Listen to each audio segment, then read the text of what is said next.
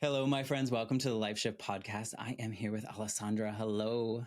Hi, I'm so excited to be here. Thank you for being here. I just said it that I always get a little bit nervous before all of these episodes. One, because, typically we talk about some pretty deep stuff, but also when there's someone that knows podcasting and knows and understands it, it makes me a little bit more nervous.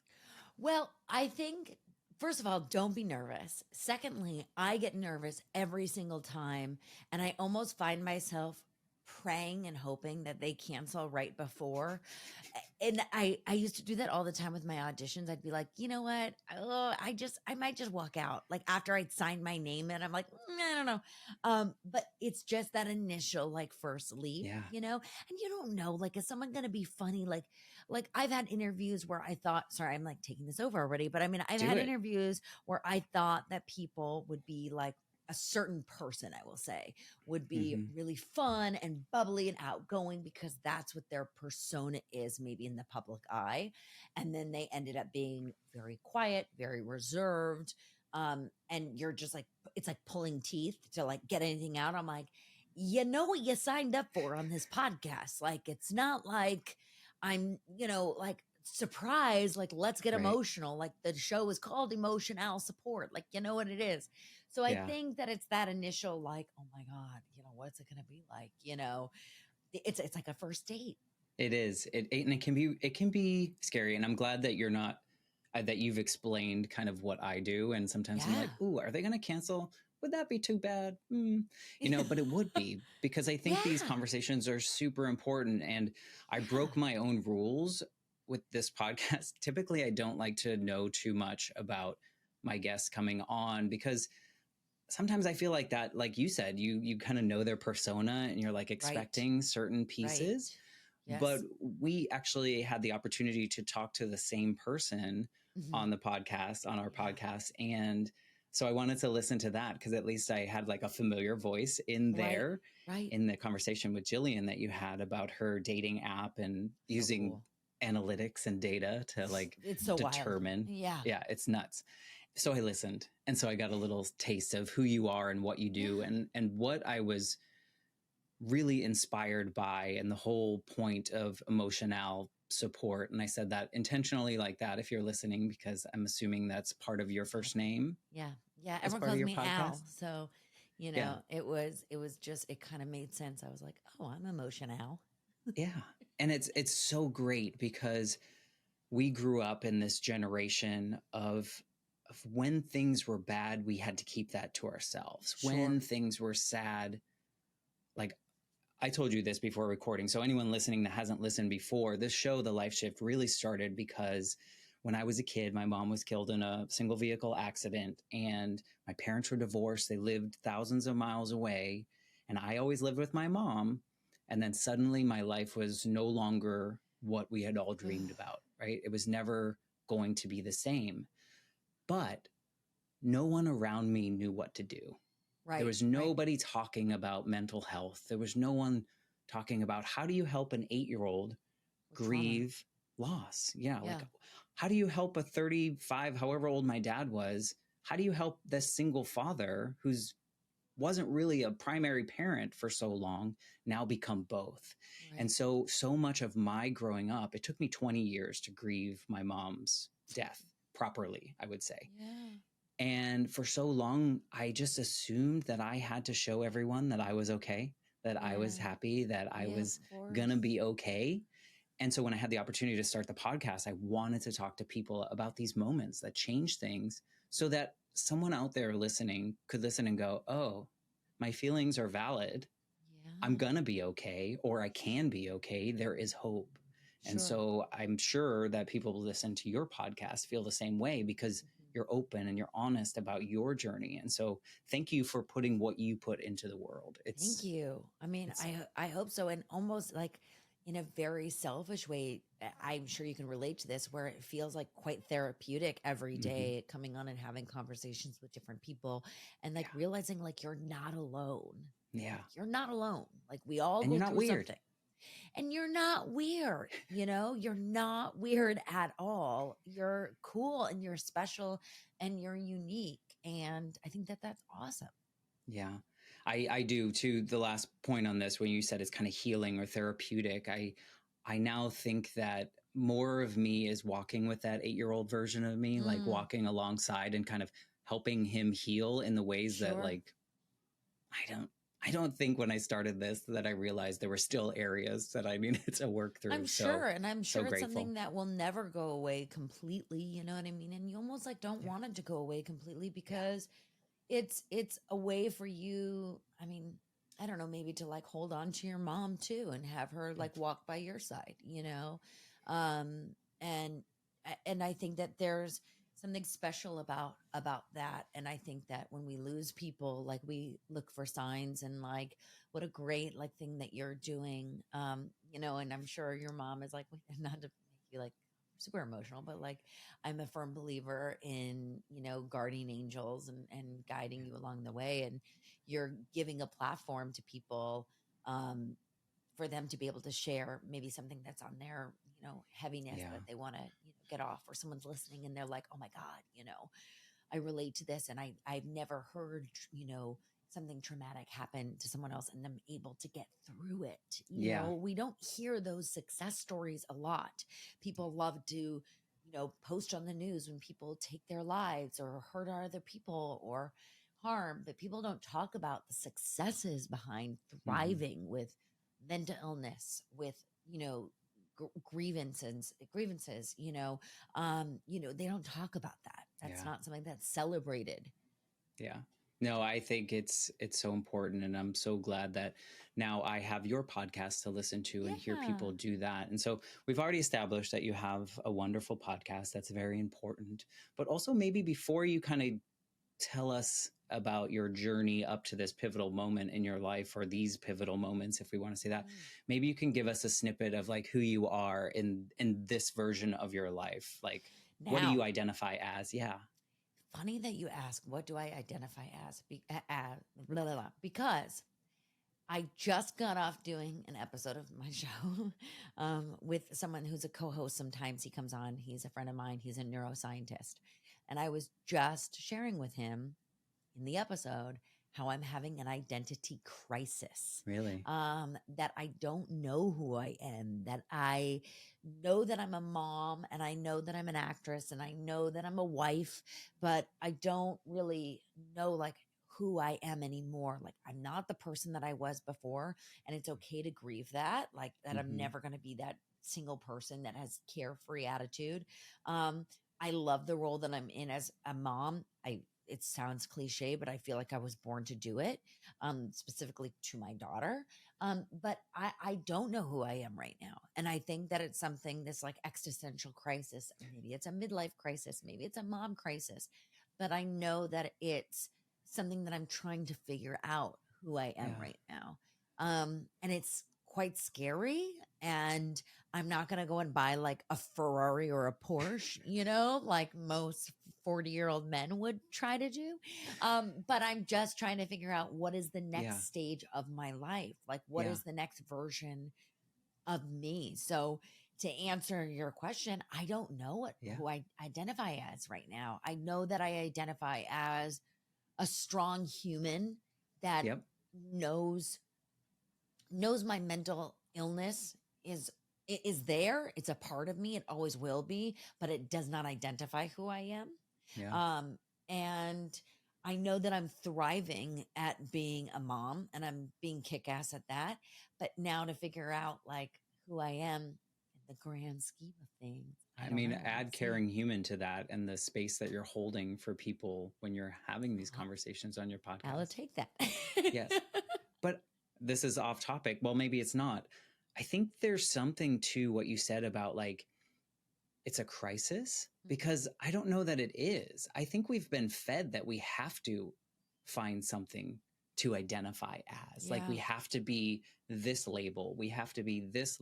Maybe we don't. Maybe the point is that we're just like on this journey of growing. And if we're not growing, then maybe it's a crisis, but you're just evolving. And I think that that's what's so scary is I'm evolving at such a fast pace that I can't quite collect my thoughts, because as soon as I have a moment to sit down to collect my thoughts, I need to wake my daughter up Mhm. because Right. she needs to have a bath, or, Yeah. like, so the second I have that moment, so it's about finding myself again and getting back into a structure. I'm someone that really truly thrives in structure. I thrive in Yeah. patterns. I think mathematically, like it works for me. And so when I'm off balance and I am over the place and there is no structure, it throws the whole trajectory off. So it's about just like refining it again and Yeah. getting back and finding time, because I find myself saying, where did the time go? Like all the time. And it seems like everything is so great and in order on social media, but you know, do I cry, a couple times a week? Absolutely. Am I overwhelmed? Am I drained? Do I feel like I can't do this alone? Like absolutely. And sorry, I don't know if I So swear on this, but I you're a say this. human? Is that what you're saying? So I'm a human, but people Oh, don't wow. see that, you know? Yeah. Um, I think that's important. I yeah, think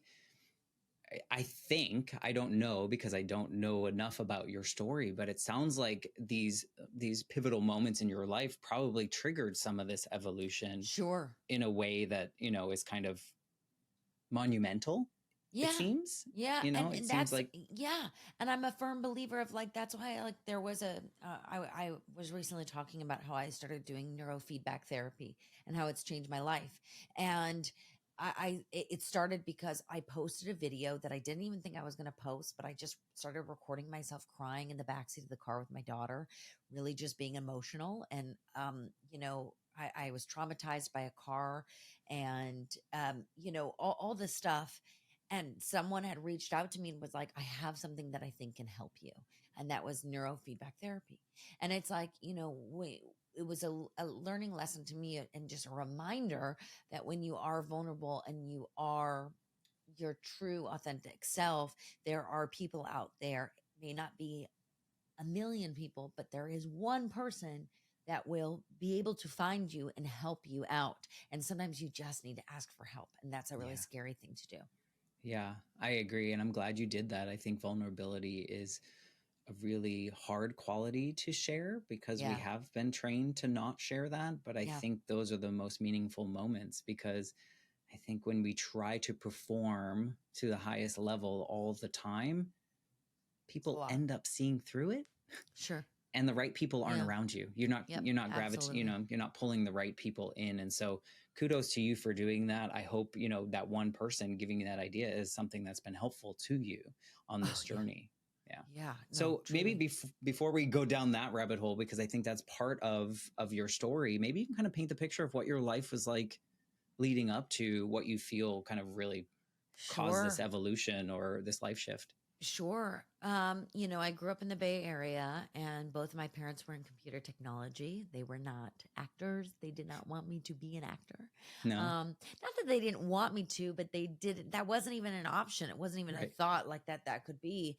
And it's so funny because they always would say, oh, we thought she would go to MIT and be a software engineer or, something. And, I came out singing and dancing. And so it was so different than what both of them expected, in a But you good said you way. think in a math brain. I do. I do. Yeah, exactly. I mean, it's there. I could have gone that route, but I mean, it didn't end up going that route. And, I really got into, doing my Taekwondo. I'm a black belt in Taekwondo. I was really into dance and I was a national jazz and tap champion. Needless to say, I was an uber perfectionist. And if I was going to do something, I was going to do it the best way I could. And if I didn't do it the best, then I was really angry at myself. I was Mm, very hard on myself as a kid. And when I was about 5 years old, I there were signs when I was much younger, but it's not really relevant. When I was 5, I couldn't cross thresholds. One day I just woke up and wouldn't mm, do that. So like that, people always go, well, what does that mean? Well, I could not go from one side of my front door to the other side of my front door because I right. was so afraid. This is years of therapy later, figuring out why. But I was so afraid of not being better than the day before. So I didn't even want to try. That was at 5. I mean, that's like just Yeah. like wild to me because, I say that and it's just a number. But then when I see my daughter who's 18 months old, almost, Right. I'm like, oh my God, like I can't even imagine this little being like going through Right. that. So the pressure on my mom and the hardship, I can't even imagine. So this started and I couldn't, cross from the front of the dance studio to the other side of the dance studio of the door. I couldn't do the in karate. Like it would take literally an hour and a half, 2 hours for someone to physically drag me over, kicking and screaming. And then I would be Mm. like, okay, but I didn't want to perform. I didn't want to be on stage anymore. And we, obviously there was something wrong. There was some sort of no trauma happened to me. It's not like I Right. was, part of an accident or, anything like that. For me, what they found is something's off. She's just a perfectionist. Yeah. Let's try hypnotherapy. And hypnotherapy At saved 5? my life. At Huh? 5? At 5. So I started doing hypnotherapy. And it's so wild because I can still remember there was like this totem pole that was out front of the building. I still remember what it looks like. I can remember the smell of the room. Like it's so ingrained in my brain of how incredible like this experience was to me. Like I feel joy. And one day I was like, I'm ready. And I went on a stage and I performed and I was fine.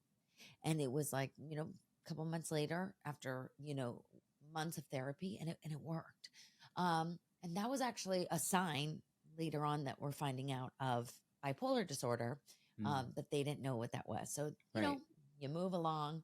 When I was, 14 and 15, I started feeling, depressed and I would be really have low, low lows, but then I would have high highs and I would drive around for days on end. I didn't have to sleep for 2 to 3 days. I Mm. could just stay awake. I was wired. I was rambling. I was saying things. I was, for all intents and purposes, like crazy. Like Mm. like it was fun, when you were high on Right. manic, but they didn't know what to do with me. And the doctors put me on antidepressants, which for those who live with bipolar disorder, makes the highs high and lows low, even lower, even higher. So it Mm. causes a worse state of mania. And it caused me to have suicidal, tendencies and ideations. And I was not a suicidal person. This was not Right. like something that I'd been like contemplating, but I would do irrational things. And, Mm. I got in a bad accident in LA and I tried to take my life and then I hit a rock and I went up the mountain instead of down the mountain and I was saved.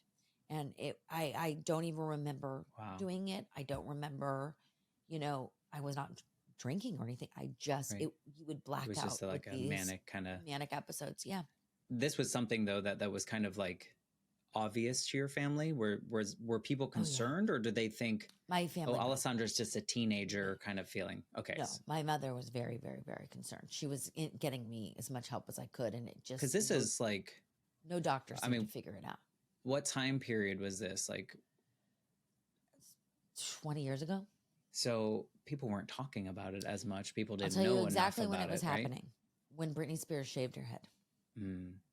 So were So it was- people associating that kind of feeling? Yeah, it was like right before then, and I would see her driving on Mulholland at the same time I would, like up all Right. hours. It was just a state of she's crazy, Yeah.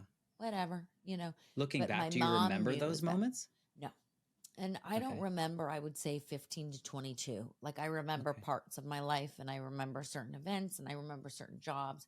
But there are so many blackout moments where I Mm. never really drank. I never did drugs, like because I was so afraid of being out of control. That Mm. was the perfectionism, right? To be out of Yeah. control. So when I was out of control, I shut down. I didn't even remember that was happening. And then it seemed to get better when I was like 17, 18. It went away. I also got off the antidepressants, so that could have helped. And I started feeling like very manic-y, I would say around 20, 21, 22. And I was shooting a show called Caprica, which was the prequel to Battlestar Galactica. And it was like this huge thing. And I was the first Cylon, and I was on every billboard in New York and LA. It was crazy. It was really fun. It's amazing. It must be wild. Wild. But on set, I had my first panic attack, and I didn't know what a panic attack was. Now, the good thing is that no one saw this panic attack happen except for the makeup and hair girls, because it happened in their trailer.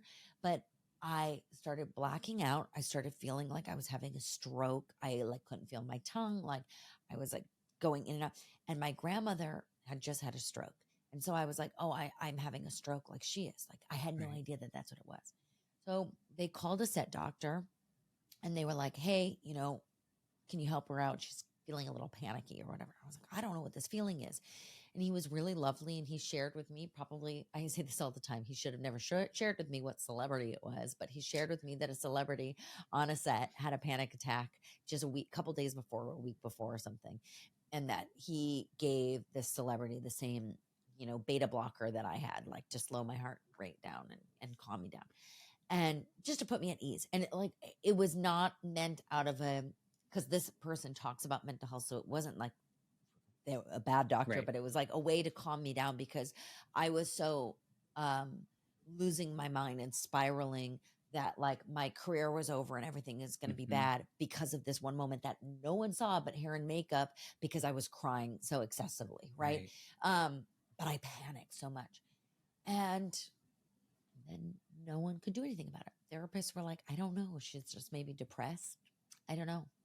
So my big life shift moment was when I went to part one of my life shift moment was I went to an acupuncturist in LA, and I was explaining my symptoms, and I was like, I'm feeling numb on one side of my body. I, have these high highs. I have these low lows, all this stuff. And he said to me, he goes, has anyone ever told you that you might be living with bipolar disorder? I have a lot of celebrity, clients and creative types. And this is a very common thing. And everything you're saying is like, it checks the box. And I'm like, what? Right. What does that even mean? Yeah. And I went to. Was it anything you had heard before? I had heard of it, but I mean, like, I didn't really know anything about it. Right. And I had gone to a psychiatrist, and I had a new one, and I had expressed that someone had recommended that I be checked out for bipolar disorder. And they go, well, absolutely. No one ever told you that? And I was like, what? Yeah. And it was this like weight off my shoulder. Yeah. That it was like this big mystery of like, what's wrong with me? Like, I just thought I was crazy. I thought I was just losing my mind. I thought that there was reasons why, I would forget memories like that, but all this stuff. And it was like, oh, you just have this simple disorder. It's not a big deal. Right. You just take a little medicine. We'll work on some therapy together, and you're going to feel awesome. It was like, how? And I'll tell you how, because bipolar disorder, I forgot what it is. It's either an average of 9 or 15 years. I forget. It's one of the two. And my mind, mom brain. That's how long it takes to diagnose someone with bipolar disorder, because it is one of the hardest things that you can do for a diagnosis. Because when you're feeling great and you feel that high, why would you ever think there's a problem? Right. You don't think there's a problem. You're like, I feel awesome. Like I'm feeling like I've never tried like cocaine or drugs like that before, but people say it's like an ego boost, right? Like you feel like, oh, you can't touch me. I'm like, I'm such hot shit, Right. People always would explain that to me. And I'm like, that's what it feels like to live with bipolar disorder. Hence why I never tried it, because I'm too scared. But like half the time. Yeah. Well, sure. Okay. Yeah. But I mean, that's why I was like, oh, that's what it feels like. Yeah. So you never go into a doctor and say, hey, I feel amazing all the time. And then there's these 2 weeks out of the 3 months where I'm real depressed. You go in there and you're like, I'm feeling depressed. I can't get out of bed, and then I'm okay, and they'd say, oh, well, you probably have manic depression, or you are just living with depression. You talk about the highs and the lows. So what I always recommend, and I talk about every time I possibly can, is whatever your diagnosis is, it's irrelevant. You You just need to write down every symptom, whether it be the good symptoms, the bad symptoms, the mania, the depression, whatever it is. Write it down. Write down the food that you're eating. Write down the relationships that you're in. Write down the friendships you're in. Like, are you drinking? Are you taking recreational drugs? Write it all down, because it's so much easier for doctors to understand what's going on in the brain than just going in and going, I'm not feeling great. Right. Yeah, no, that's important. And I think, I've heard other people on the show talk about how the seemingly simple words coming from a doctor can really like ease something, change something.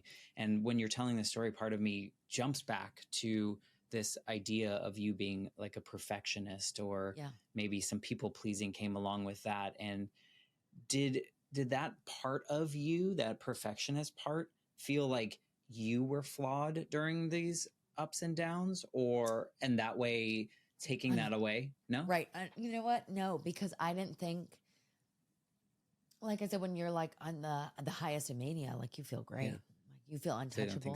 I feel like the depression and like the kind of like the down, I would say, not even depression, it's just the down. Maybe a little bit with the perfectionism that I couldn't, get out of bed and that I wasn't able to do it. But that was like a different thing at a different time. I feel like that's why I mean that there are different stages that we're going through in different, I don't know, different levels.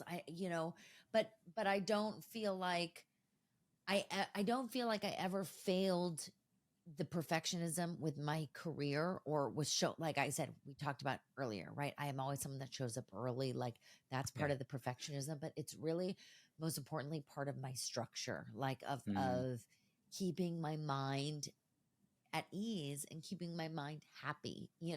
I like to think, like my husband always laughs. He's like, you can't mess with Alessandra's matrix, because like she has to put it in the matrix.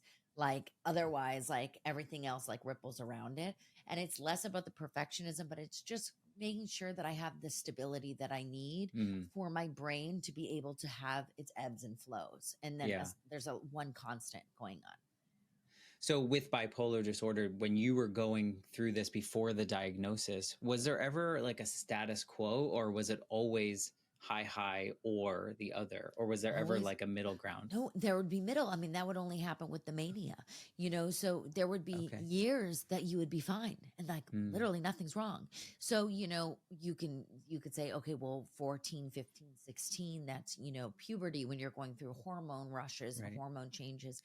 And they say that, you know what I mean? A lot of people, what's interesting now looking back at it is one doctor had said to me, it really was hard to diagnose you because you didn't have an eating disorder. And I said, what? What does that mean? And they said that a lot of girls, and maybe guys too, but they said for me, girls, a lot of girls have severe eating disorders at 15 years old. And that's one of the signs, because it's about control, it's perfectionism, and it matches up with the time of the hormone changes.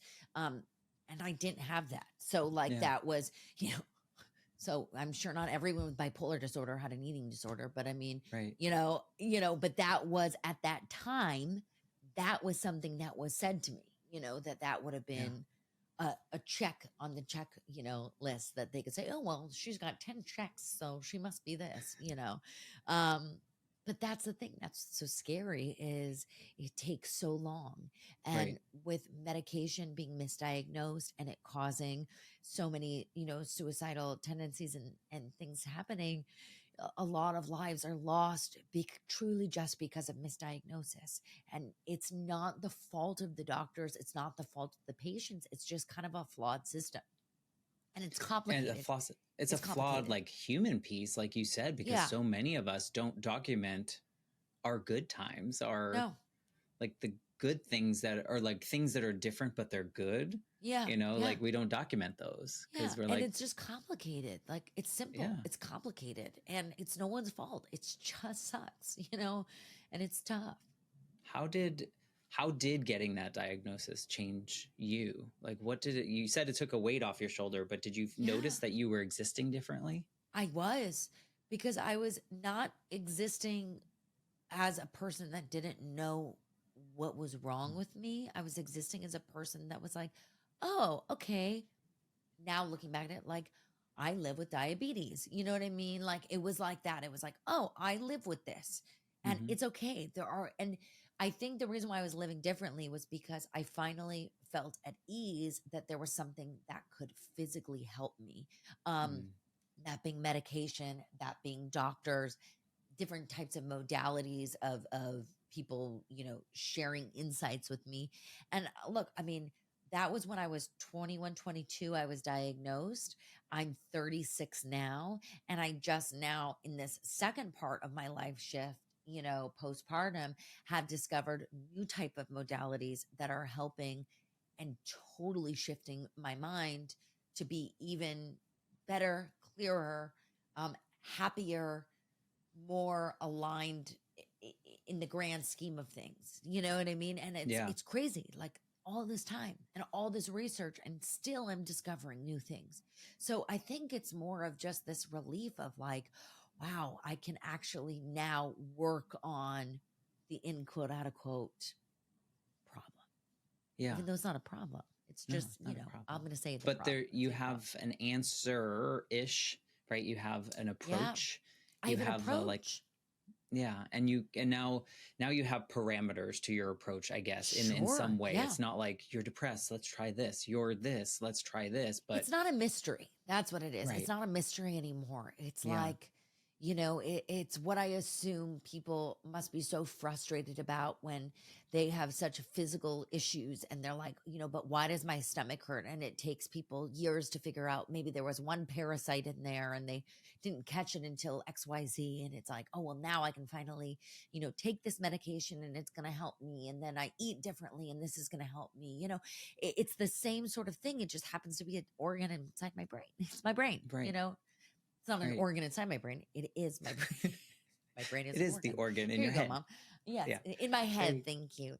you're welcome. No, I think it's important. I think, bringing it to the relational space of like something that I guess we look at as more acceptable, like someone has a Yeah. stomach ache or someone has a whatever, bringing this Yeah. into the consciousness of talking it in that sense. I just recently, probably in the last couple of years, realized that like I can't eat gluten.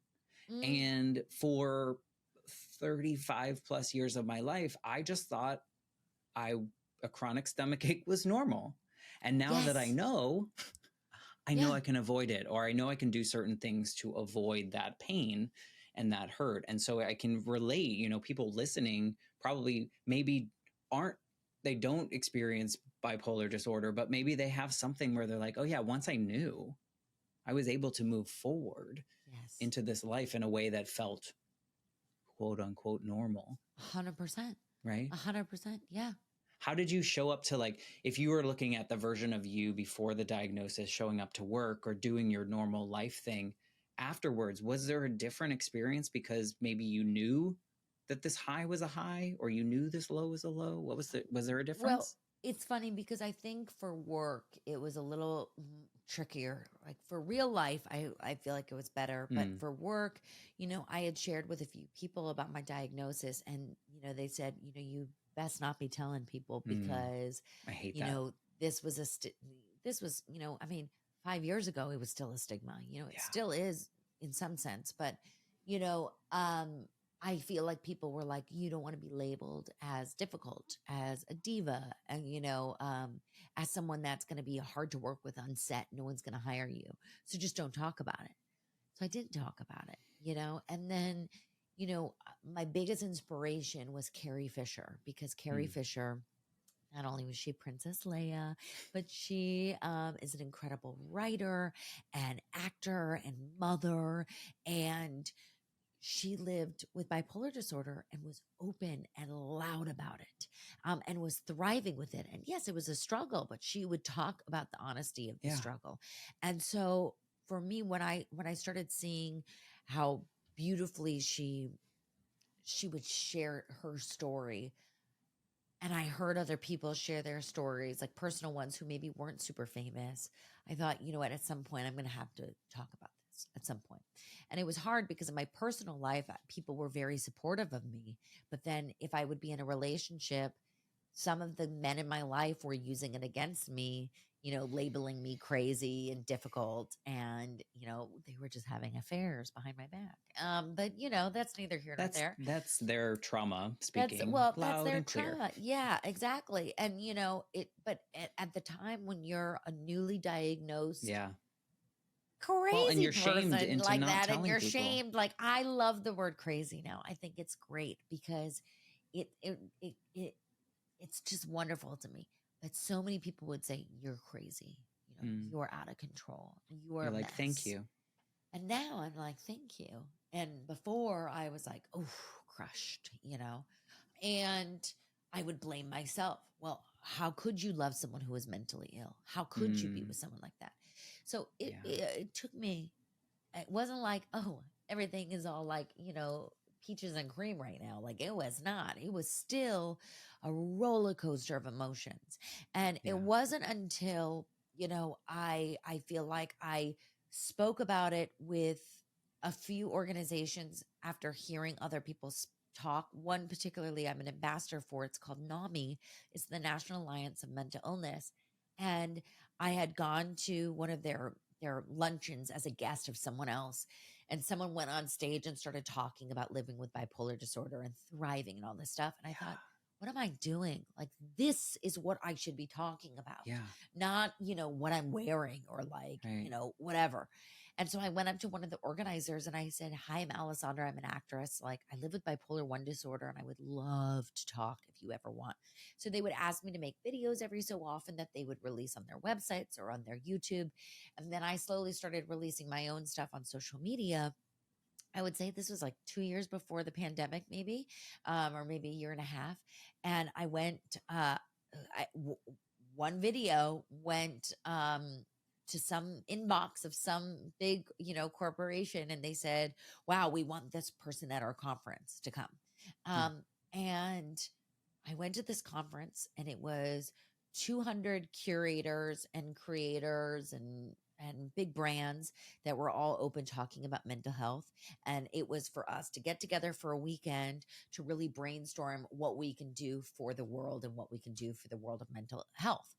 And I met huge people that I like still friends with to this day that I'm in such awe of, that were sharing their mental health and what they were doing to take action to help others. And I was like, wow. And someone said to me, you like to talk a lot. You should have a podcast. I'm like, okay, I've always wanted to host a show. They're like, you should do it. And literally, I think within 4 weeks or 6 weeks, I had figured out the name of the podcast, started recording, found a studio, found a producer, and released my first episode. And so the feedback, right? You understand this, Matt, like the feedback that you get, it saves your life because you're like, oh my God. I mean, trust me, you're being haters, seen. but you're being seen, you're being heard, and you're allowing you to be the portal and the voice for the voiceless. Yeah. Was where in that explanation of like those couple years or leading up, where was the first time that you felt fully seen, public, private, all the places, like just showed up and you could be you and not have to hide something, pretend in any kind of way? Were any of those pieces like stand out to you? Because I feel like, like I had a guest on my show and she told her story and I was like, oh my God, the life shift is possible because my feelings are validated. Like, I feel like I can just show up and be like, this journey sucked, but here I am. Was there any moment like where you were just like, I can show up and not even worry about it? I don't know if I'm there yet. No? Isn't that funny? Yeah, no, it's, I mean, it's but not I will surprising. say this. I felt my most self, and I'll tell you why. 2 things. I felt my most self at this conference where I got to be myself, and being around such intelligent, creative people who were struggling like I was. Yeah. And I could be myself. And they thought it was a superpower that I had bipolar disorder. They were like, oh, that's so cool. I'm like, wow, you know what I mean? Look at what you've done. That was the first time I would say I felt that's like what myself. I was picturing. But the second thing is I don't feel like I'm ever fully myself out in person, because I'm a very insecure person in the grand scheme of things when it comes to, oh my God, I always think that something's on my butt. I always laugh with my girlfriends. Like, I'm like, oh my God, there's something there. Like, oh my God, like, is my hair off? You did talk You know, about a wedgie on one of your recent episodes. So. yes. And that happens all the time. So, you know, it Well, because you're a human and because I'm a it human. happens. But that's the thing, right? Like, I'm human. I'm Right. very insecure about certain Got things, it. even though I may be very confident in others or maybe seemingly confident. So, do I ever feel like I've shown up as myself? And what was the first thing? You know, when did it happen? I would say at that conference when I saw that other people could be strong and powerful and still have something that they live with. Yeah. But also, I don't feel like I fully show up that way, except for when I'm in the privacy of my home, having a conversation with someone where I can spill everything, spilling all the tea right now, you know, and feel comfortable. That's when I feel like I show up as myself, not when I'm out, not when I'm on a red carpet, not when I'm in an event. When I'm here in this trusted space, that's when I feel like I've showed up. Yeah. Because you do this though, when you go to special events, do you feel any of that superpower? Oh, I or feel do you so have out of place. No, I feel really so out of place. I feel like, why am I they walking a red seen you? carpet? Like no one knows who I am. Like I was on a show like a gajillion years ago. Like that's where the spiral comes, you know, um But I'll not tell even the you, fact that you were invited tells you that they want you there. no, it's I so get it. funny. I And get you it. know, I forgot who I was listening to. I listening to Howard Stern, or it was either Howard Stern or Jeff Lewis, one of the two. I listen to all those nonstop. They're a little different, but A little different, but also similar, you know, a little fair. outspoken. Fair.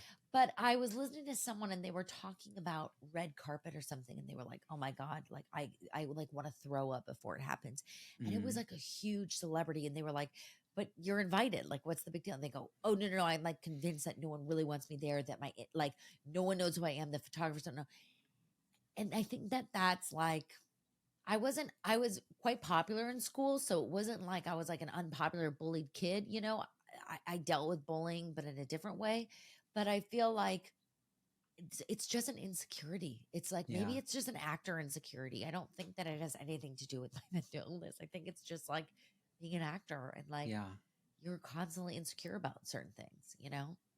Fair. No, I think, and also if you're in a space where people are also living and thriving with something that for so long was questionable for you, right? Like, what is this? Why am I doing? And now you're like, oh, now I know what it is. But also look at all these amazing people.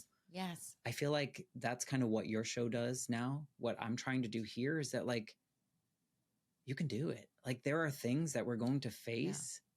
Like I just talked to someone who had like 400 traumas in a row, it felt like. And I was just like, how do you exist? And she's like, I'm here, I'm doing it, and I'm trying to help other people.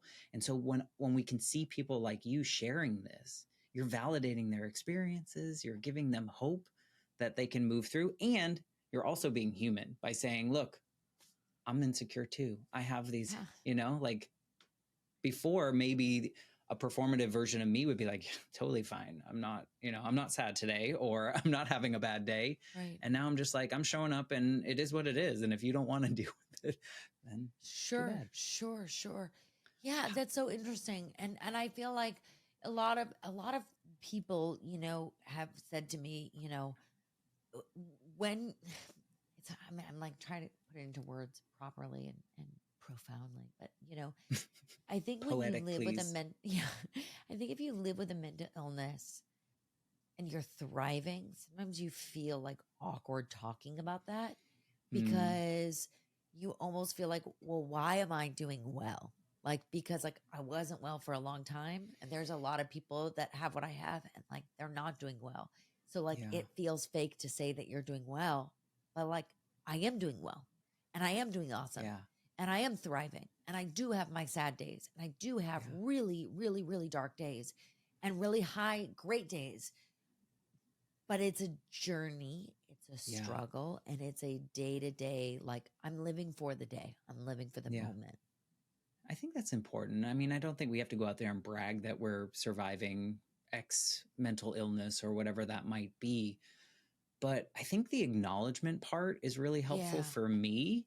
Like I grew up, I was never diagnosed with like depression, but I know I was depressed, and I dealt with things that I probably haven't shared publicly, but like self-harm type things. And I did all that. And I look back on those moments and I was like, yeah, it was bad. Like it just wasn't great. Sure. But now at this version of me, that version of me just hid it, right? And was ashamed of it and whatever. But now when I have a bad day, I'm just like, hello, people that I love around me. Yeah. I'm not having a great day, and it's okay. I know how to move through it. Yeah. And I think that acknowledgement helps me be like, okay, it's fine. You've survived this before. You can move through it. So I don't know if any of that resonates, like this acknowledgement piece. Yeah, no, it does. It does. And listen, like, that's why I love doing my show, because I love hearing other people's stories. Because if I'm having a really sad day or a really tough day, and I hear someone get through it and be awesome, I'm like, wow, like, I'm so glad I'm here today so I could talk to this person. Yeah, I agree. I know you have this other moment. I'm interested in how adjusting to knowing, right? Yeah. And finding what quote unquote normal feels like for you, moving through different modalities and stuff. How did motherhood and approaching motherhood, how did that blend into that experience? Because you hear people that don't experience bipolar disorder, or I'm not sure the correct terminology to use there, but you hear people going through pregnancy and postpartum without facing some of these other diagnoses. So I'm wondering how that affected you. Well, I think my part 2 of a life shift was that I was on medication that you could stay on and have a baby, but you had a percentage of your baby having a cleft palate, among other things that they've never done research on. And it was something that I felt very strongly in my gut instinct that I needed to be off my medication in order to have a baby. It's not for everyone. I'm not telling people you should do that, because you can legally, and for all intents and purposes, you can be on that medication, but the research wasn't there enough for me to know that it was okay. So with my doctor and a few other specialists, I weaned myself off the medication. It took a couple months. I went milligram by milligram off every couple weeks, felt, to see how I was feeling. I did not quickly get off. And I had a great first trimester of pregnancy, other than a migraine here and there. And then I had a second trimester where mania totally kicked in. And the most frustrating thing to me was that all these women would say to me, oh, the second trimester is the best. It's when you're happy and you're laughing all the time and you just smile for no reason. And in that moment was my deepest, darkest thoughts, my saddest times, my angriest times. And it wasn't that I was angry at the baby. I was angry at everything around me. And so just, and I hadn't felt those feelings in a really long time,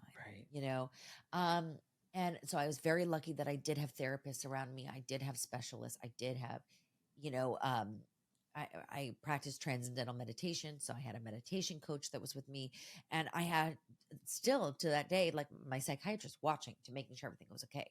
I never hit a moment where I needed to go into hospital to get on my medication, but I was a hop, skip, and a jump away from that. There was one moment where my mom and my husband were like, okay, I think it's time if she can't get in a place of sanity right now. And so that was frustrating, because then my third trimester was great, and then I gave birth and I had postpartum hemorrhaging, which I didn't think was that big of a deal at the time. It was traumatic for everyone around me.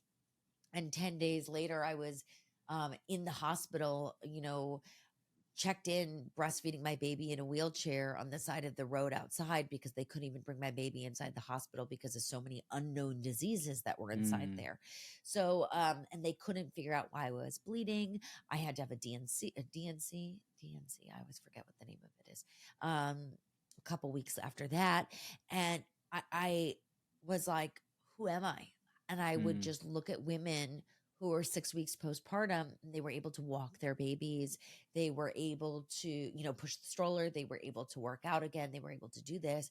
And I was truly like, just everything was coming out of me. And I was like, I don't understand, like Yeah. how I can't even stand up. And so that was so frustrating. Yeah. So for me, when I would say what I discovered was I was feeling myself again up until a couple months ago. I was finally feeling like myself again and feeling great. And then I almost got hit by a car in my in my neighborhood when I was pushing my daughter with one of those like car stroller pusher thingies, And I immediately went back to that postpartum anxiety of Mm. seeing blood on the ground, seeing, a baby there, and just spiraling. Right. And I was completely debilitated. I was shaking and hyperventilating, and it lasted for days and days and days. And that's when a friend of mine had reached out and said, "You're going to start neurofeedback therapy." Mm. And that was my life shift number 2, because it was the first time that I was able to be heard and seen and felt like this is a real thing. This is a real crisis that women deal with when they're postpartum. Yeah. It's not just the postpartum depression. It can be the anxiety, and it could Yeah. be you're reliving that trauma over and over multiple times a day, and it's debilitating. And I finally was like, wow. And I sat there with these things on my head, and I was like, what's going on? And I just was like, I'll try anything at this point, because I Yeah. need to be the best version of myself for my daughter, because it's not fair. And I shouldn't be not, I talk about on my podcast, you try everything, you try, Yeah. try. And so I wanted to try. So this was my second life shift, because it was like I was back to ground zero again, and I didn't know You what were to do. rewired. Yeah. Rewiring. Yeah. I think as you tell that story of how all of that would have played out had you not got that original diagnosis and that understanding, and, like what that journey would have been without the awareness that you were facing, Oh, like those high it's highs, those low lows so during scary. pregnancy. But part of me, I'm curious, and I'm fortunate that I've not experienced these things, but when you were in your second trimester and you were having these moments, was part of you like, did any of that awareness of what you knew you were diagnosed with, did any of that help you No, like because process that? it was just so frustrating. It was like I It was thought I've so got much. this. It was so frustrating. And So I the perfectionist also played in. yes, and I also was so confused because I had, people think that Reddit is a very bad place, and I'm not saying it's a good place, like by any means, but there is a place where when you Google bipolar pregnancy, symptoms, um, you can't find shit anywhere. No one talks Mm-hmm. about it. No one talks about it. No one talks about mental illness and pregnancy. It's just not a thing. Yeah. Talk about postpartum depression. But I found Reddit threads of people who were like, hey, I live with bipolar 1 disorder. I'm week 16 into my pregnancy, and I'm feeling this sort of mania. And this is what I've been, finding relief in. And I found relief on a social platform. And Yeah. it was so bananas to me, because I'm like, why are we not talking about this? Like, it shouldn't Mm-hmm. be Reddit where I'm finding things. Like, it should be doctors providing this. It should be, there should be other kinds of platforms that are helping women out, and I'm not saying that there aren't. I'm not like criticizing, but when Right. you're trying to understand why you're going through that moment, you don't need a doctor to be like, well, this is what the diagnosis says. You want someone with lived experience Yep. that really can And this is share why that you have with your you. podcast. That's right.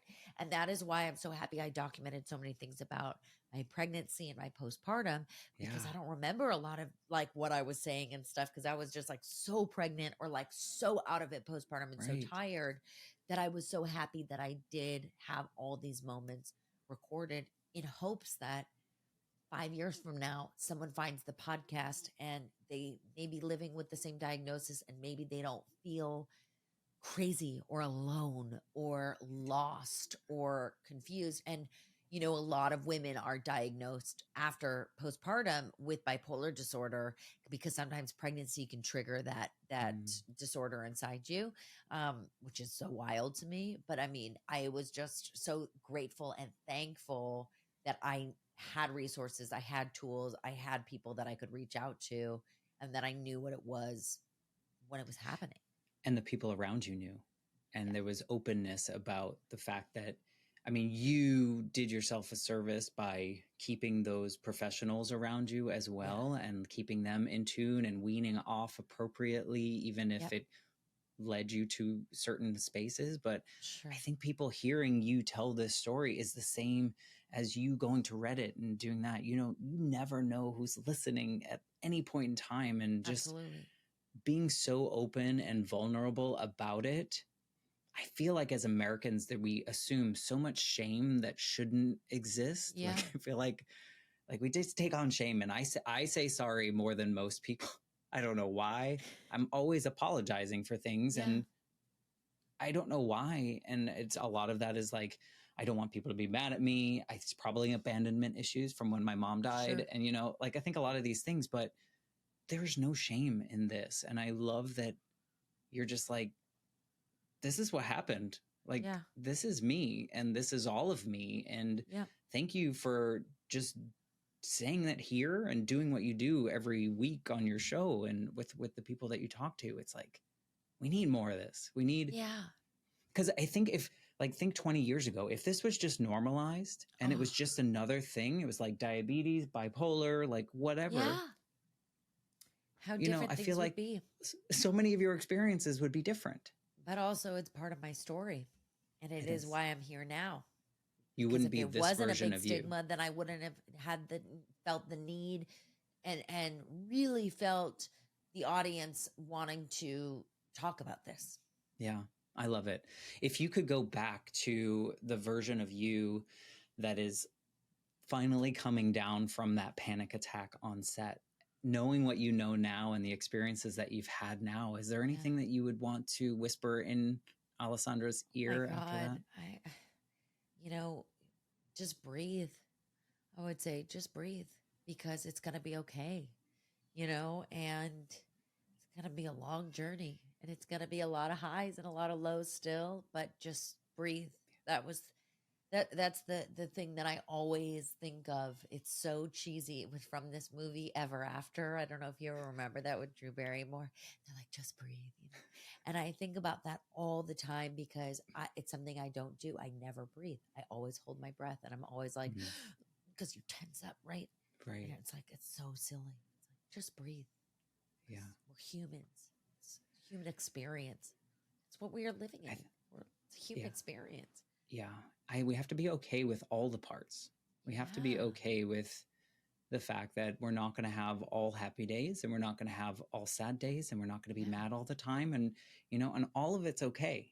And at any moment it's okay. And, I'm honored. I feel like I know you really well now. It's like this podcast space is just so valuable for me, and hopefully for you. So just thank you for being a part of this. And let me tell you, when I have a really bad day and I just want to have some fun with my daughter, we go to Disneyland. Yeah. Yeah. You got to do it. Well, you got to have some fun. You're going to be going to Disney World at some point. I won't tell them when, so they don't find you. But if people want to, tell us how they can find your podcast on every podcast platform. So that's Emotion Al Support. Yes, and it's just spelled emotional support. So that's easy. So just look up emotional support.